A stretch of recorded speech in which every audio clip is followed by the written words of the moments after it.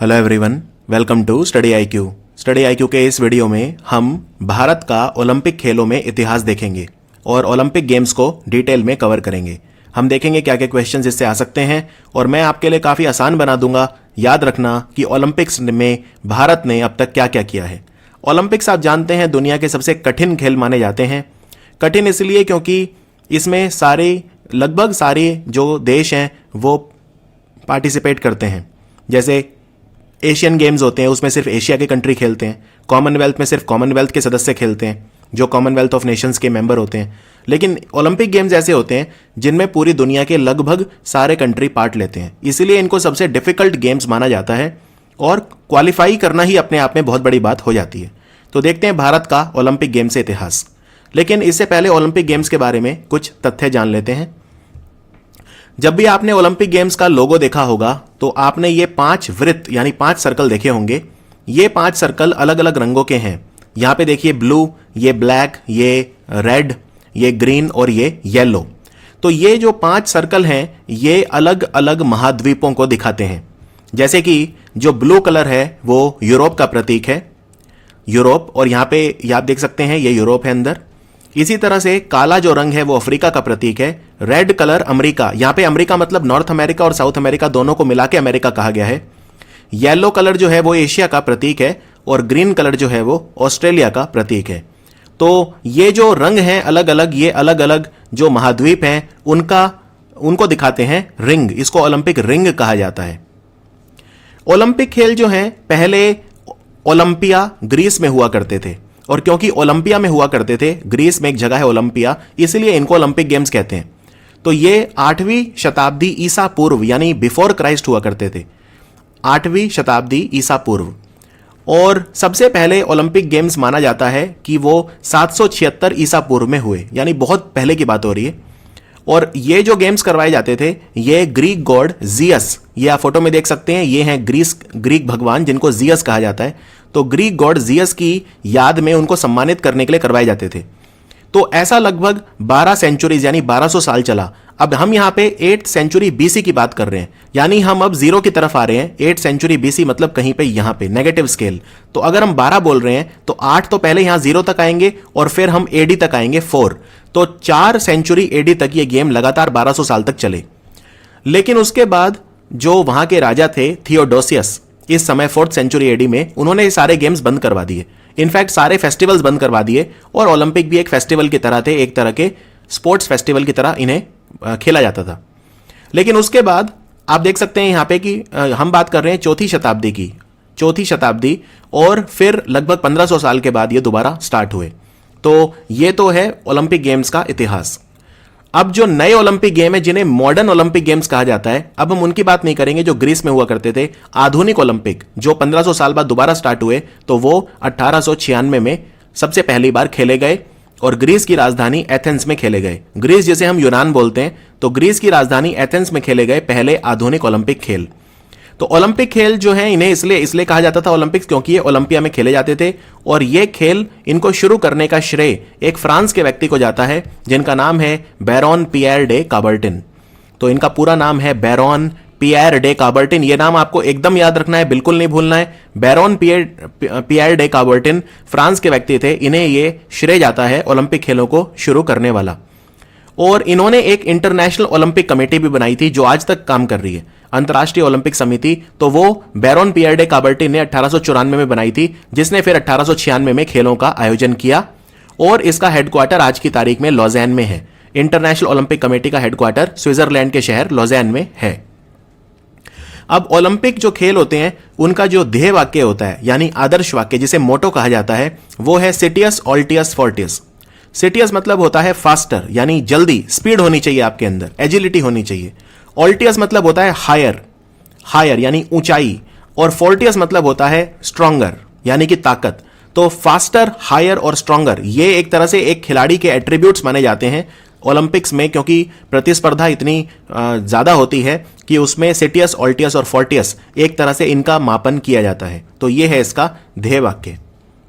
Olympic खेलों का एक झंडा भी होता है, ये है झंडा। इसमें सफेद रंग का झंडा होता है और इसके ऊपर वही ओलंपिक रिंग बनी होती है जो हमारे सारे महाद्वीपों को दिखाती है। तो ये ओलंपिक का झंडा पहली बार 1920 में जो ओलंपिक हुए थे बेल्जियम के शहर एंटवर्प में, वहां पे फहराया गया था।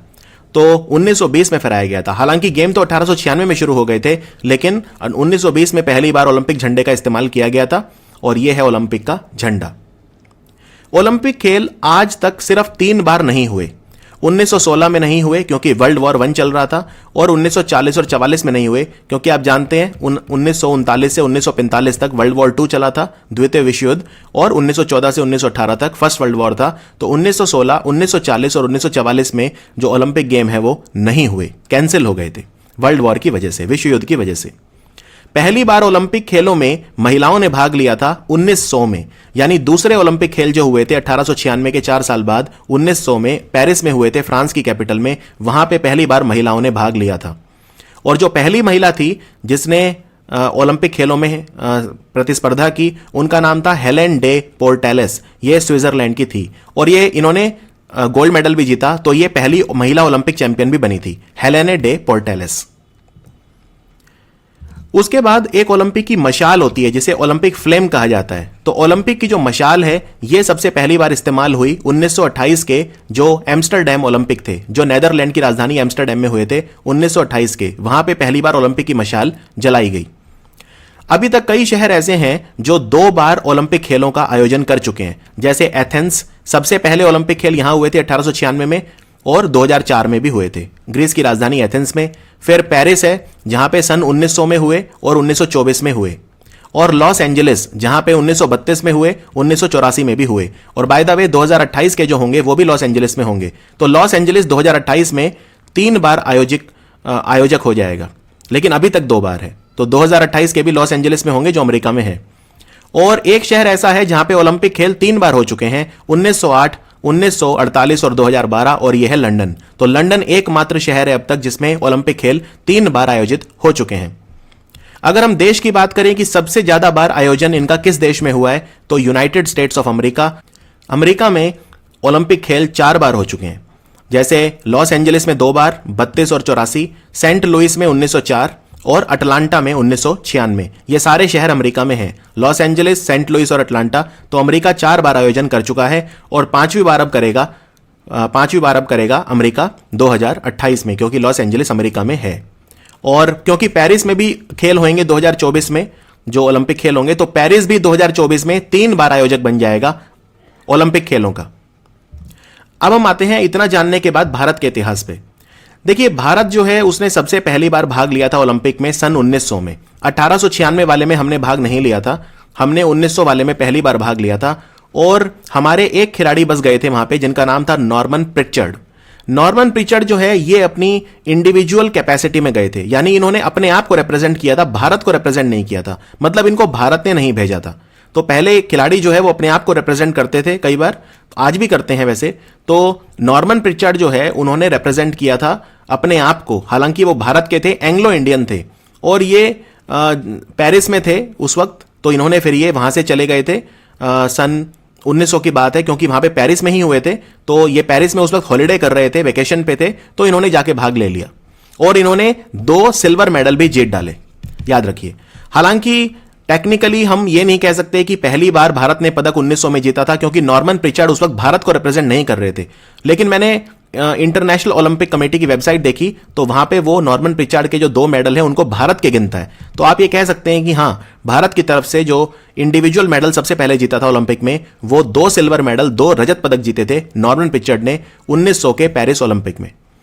अब उसके बाद हम थोड़ा सीरियस होने लगे, हमें लगा कि हाँ, ओलंपिक में हमें भी भाग लेना चाहिए, टीम भेजनी चाहिए। तो भारत ने अपनी टीम सबसे पहली बार भेजी थी 1920 में, यानी कि ओलंपिक खेल शुरू होने के 24 साल के बाद भारत ने ऑफिशियली अपनी टीम 1920 में, जो बेल्जियम के एंटवर्प शहर में ओलंपिक हुए थे, उसमें भेजी।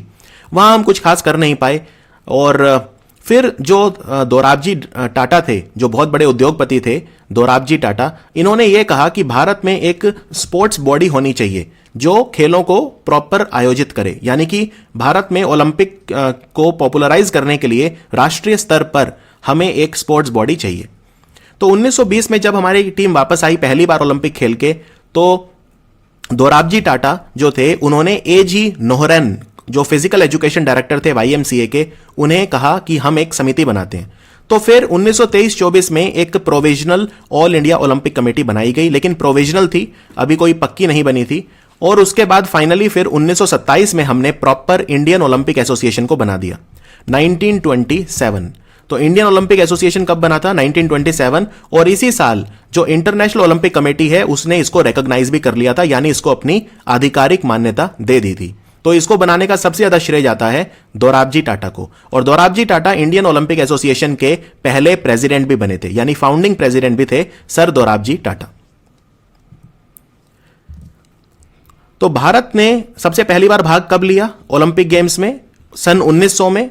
नॉर्मन प्रिचर्ड अपनी इंडिविजुअल कैपेसिटी में गए, 2 सिल्वर मेडल जीते इन्होंने एथलेटिक्स में। लेकिन भारत ने टीम कब भेजी अपनी पहली ऑफिशियली? वो थी 1920 में।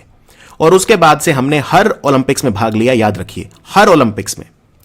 यही कहानी विंटर ओलंपिक्स की भी है।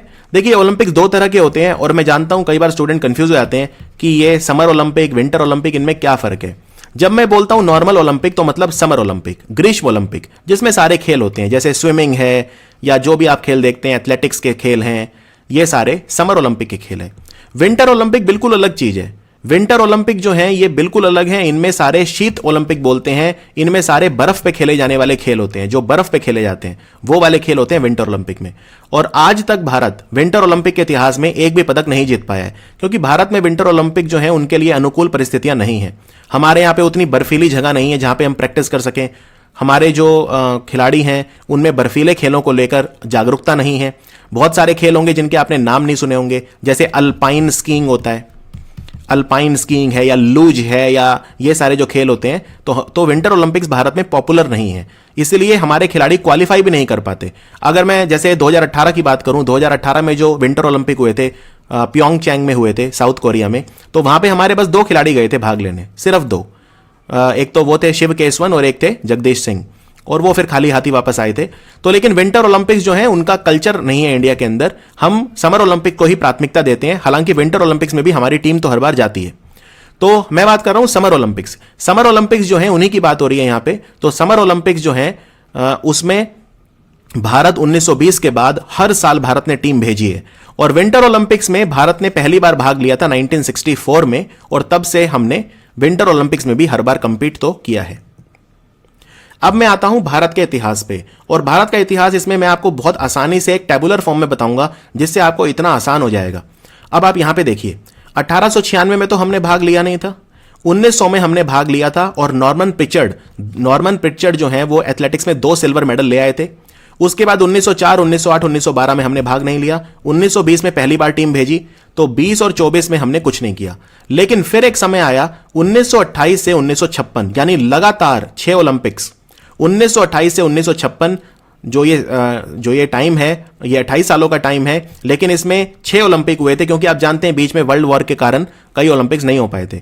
तो 1928 से 1956 का जो समय था, इसके दौरान 6 ओलंपिक हुए थे, और 6 के 6 ओलंपिक्स में हमने गोल्ड मेडल जीता। आप देख रहे हैं पदक तालिका है ये भारत की, तो आप देख सकते हैं 1928 में एम्स्टरडेम, फिर Los Angeles, Berlin, London, Helsinki और मेलबर्न। ये जो समय था, जो ध्यानचंद से शुरू हुआ, और बलबीर सिंह सीनियर, और लेस्ले क्लॉडियस, केशव दत्त, उद्धम सिंह, ये जो खिलाड़ी थे, ये समय अलग ही था। ये जो खिलाड़ी थे उस वक्त, हॉकी ऐसे था जैसे एक भारत उसका शेर बोलते थे। जैसे भारत की जब टीम आती थी तो ये बोलते थे कि देखो शेरों की टीम आ गई है, तो वो टीम थी ये। आप समझ सकते हैं टीम कितनी मजबूत होगी, कि लगभग एक आधिपत्य था हमारा हॉकी के ऊपर। तो 1928 से लेके 1956 तक 6 गोल्ड मेडल लगातार ओलंपिक्स में हमने जीते, ठीक है। और यहां पे आप देख सकते हैं कि बस हम एक ही हॉकी में ही जीतते थे, बाकी सब 0-0 है, सिवाय 1952 के, क्योंकि 1952 में हमारे एक खिलाड़ी थे केडी जाधव। केडी जाधव ने ब्रॉन्ज मेडल जीता था रेसलिंग में। तो अगर जब एग्जाम में मैंने क्वेश्चन देखे हैं कि भारत के सबसे पहले खिलाड़ी कौन थे जिन्होंने इंडिविजुअल, क्योंकि हॉकी तो टीम का खेल है, लेकिन इंडिविजुअल पदक जीता, तो आंसर जो है वो एक्सेप्ट करते हैं केडी जाधव। और नॉर्मन प्रिचर्ड जो है वो कभी ऑप्शंस में होता ही नहीं है। हालांकि वेबसाइट जो है, ऑफिशियल वेबसाइट, वो कहती है कि हां, नॉर्मन प्रिचर्ड के द्वारा जीते हुए पदक भी हम भारत को उसका श्रेय देते हैं, लेकिन वास्तव में सच्चाई यह है कि नॉर्मन प्रिचर्ड अपनी इंडिविजुअल कैपेसिटी में गए थे, तो उसका कोई भारत ने नहीं भेजा था उन्हें। भारत ने तो 1920 में भेजी थी टीम। तो याद रखिए, सबसे पहले इंडिविजुअल खिलाड़ी जिन्होंने ओलंपिक में पदक जीता वो थे केडी जाधव। पहलवानी में इन्होंने कांस्य पदक जीता था। यह सतारा महाराष्ट्र से थे। देखिए, आज अगर मैं पहलवानी की बात करूं तो महाराष्ट्र जो है उसका कहीं कोई बहुत ज्यादा नाम नहीं है। आज हरियाणा वगैरह का नाम लिया जाता है, जब हम रेसलिंग की बात करते हैं हरियाणा, पंजाब, इनका नाम लिया जाता है, कुछ हद तक यूपी का नाम लिया जाता है। लेकिन एक समय था जब महाराष्ट्र जो है वो रेसलिंग में बहुत आगे था। तो महाराष्ट्र का जो कोल्हापुर है उसे हम पहलवानों का शहर बोलते थे, सिटी ऑफ रेसलर्स बोलते थे। और महाराष्ट्र में केसरी नाम का एक पद वो भी मिलता था, टाइटल, जो पहलवान होता था बहुत अच्छा, उसे केसरी कहा जाता था। तो महाराष्ट्र का बहुत ज्यादा दबदबा हमेशा से रहा है रेसलिंग में। लेकिन आज हरियाणा वगैरह जो है वो काफी आगे निकल गए हैं रेसलिंग में। तो भारत का सबसे पहला पदक जो जीता इंडिविजुअल, वो जीता 1952 में हेलसिंकी में, फिनलैंड की राजधानी हेलसिंकी में केडी जाधव ने। और ये 6 आपको क्लियर हो गए एकदम, 6 ओलंपिक में लगातार गोल्ड मेडल भारत ने जीता। अब 1960 में क्या हुआ, अगले ओलंपिक जो हुए तो 6 बार लगातार गोल्ड जीता। अब सब ये सोच रहे थे 7वीं बार भी हम लगातार गोल्ड जीतेंगे, और टीम बहुत मजबूत थी, लेकिन हम पाकिस्तान से फाइनल में हार गए। तो मुझे याद है बलबीर सिंह सीनियर की एक फोटो बहुत वो हुई थी कि बलबीर सिंह सीनियर जो है वो बहुत रोए थे जब पाकिस्तान से हम रोम में फाइनल में हारे। तो उनकी एक रोती हुई फोटो अखबारों में छपी थी बहुत ज्यादा। तो याद रखिए 1960 जो है 1960 का जो इटली की राजधानी रोम में हॉकी का फाइनल है वो हम पाकिस्तान से हार गए थे, तो हमने सिल्वर मेडल जीता, हमें रजत पदक से संतोष करना पड़ा। फिर टोक्यो में हमने वापसी करी और फिर गोल्ड जीता। 1964 जापान में टोक्यो ओलंपिक्स जो है उसमें फिर से हमने गोल्ड मेडल जीता। फिर 1968 और 72 अगले 2 ओलंपिक में लगातार हमने ब्रॉन्ज मेडल जीता, यानी 1968 और 1972। तो आप देख सकते हैं जो कहानी 1928 से स्टार्ट हुई थी वो 72 तक कंटिन्यू रही। फिर 76 में हमने कुछ नहीं जीता, और फिर 80 में हमने फिर गोल्ड मेडल जीता। और कई लोग कहते हैं कि 1980 में ही हॉकी का भारत में अंत हो गया जैसे, क्योंकि 1980 के बाद हमने हॉकी में आज तक कुछ नहीं जीता ओलंपिक्स में। और आज 40 साल हो चुके हैं, 2020 में जब ये मैं वीडियो बना रहा हूं तो 40 साल से हमने ओलंपिक में एक भी पदक नहीं जीता है। तो ऐसा माना जाता है 1980 में ही भारतीय हॉकी खत्म एक तरह से हो गई थी। तो 1980 में मॉस्को में हमने गोल्ड मेडल हॉकी में जीता था। और एक चीज आप और नोटिस करेंगे, अगर आप केडी जाधव को छोड़ दें, केडी जाधव का बस जो 1952 वाला जो टाइम था हेलसिंकी में उन्होंने एक पदक जीत लिया था, उसका अगर आप उसको छोड़ दें तो हमारा हॉकी के अलावा ओलंपिक में कोई इतिहास ही नहीं है। हमारी टीम जरूर जाती थी लेकिन कुछ भी जीत के नहीं आती थी, सिर्फ हॉकी की टीम हमारी इज्जत बचाती थी। अब वो एक पदक ले आती थी, कई बार गोल्ड कई बार ब्रॉन्ज, तो बस वही हमारा हाल था। ठीक है, तो 1952 में केडी जाधव ने जो कारनामा करके दिखाया, उसके बाद हमें 44 साल लगे एक इंडिविजुअल मेडल लाने में। अब यहां पे हॉकी की कहानी खत्म हो जाती है और दूसरे खेलों की शुरू हो जाती है। अब हम आते हैं सीधे 44 साल के बाद 1996 अटलांटा ओलंपिक जो अमेरिका में हुए थे। तो इनकी क्या कहानी है, 1996 में अटलांटा ओलंपिक में हमने एक ब्रॉन्ज मेडल जीता, और वो जीता लिएंडर पेस ने। वो उन्होंने टेनिस में कांस्य पदक जीता, यानी ब्रॉन्ज मेडल जीता। लिएंडर पेस टेनिस के खिलाड़ी हैं, लगभग 30 साल लंबा कैरियर इनका रहा है।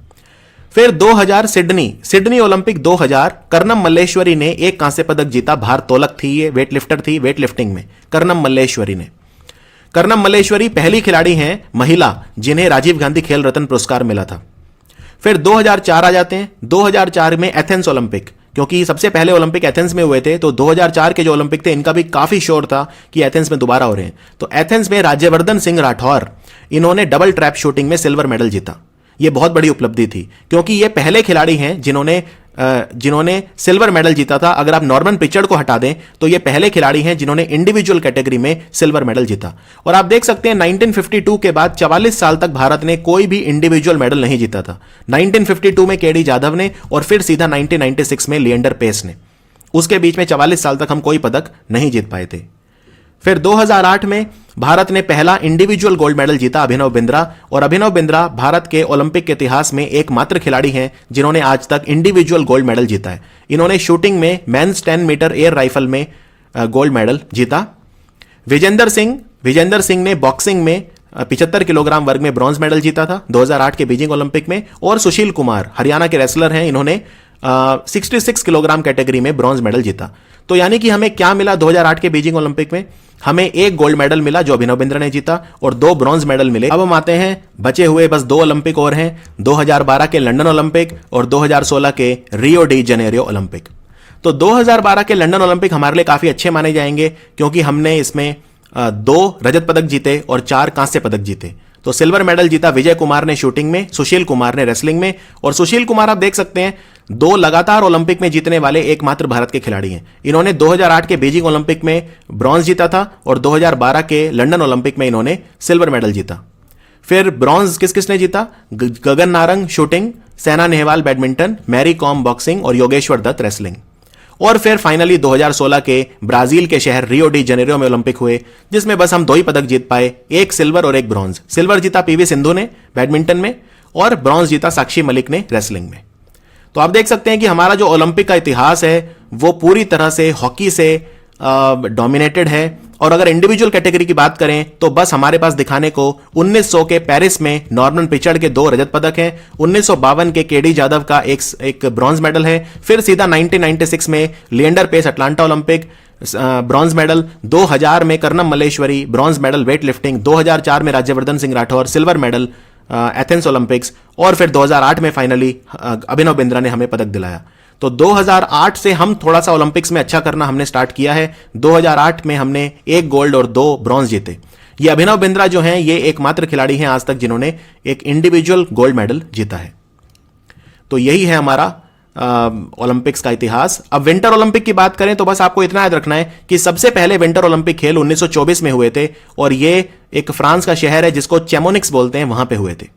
ठीक है। और ये जो खेल आप देख रहे हैं इसको अल्पाइन स्कीइंग बोलते हैं, ये लूज बोलते हैं। भारत का एक खिलाड़ी है शिव केशवन जो है और जगदीश सिंह, बस ये 2 ही खिलाड़ी गए थे 2008 में विंटर ओलंपिक्स में, पर ये पदक नहीं जीत पाए थे। हालांकि शिव केशवन की तारीफ करनी होगी क्योंकि इनको कोई सपोर्ट नहीं सरकार की तरफ से मिला और इन्होंने अपनी खुद क्षमता दिखाकर कई सारे विंटर ओलंपिक्स के लिए क्वालिफाई किया। तो क्वालिफाई करना ही अपने आप में एक बहुत बड़ी बात है।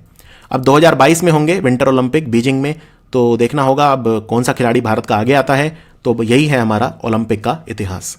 सो आई होप ये वीडियो आपको इससे क्लैरिटी आई होगी। अब ओलंपिक्स आपको एकदम क्लियर होगा।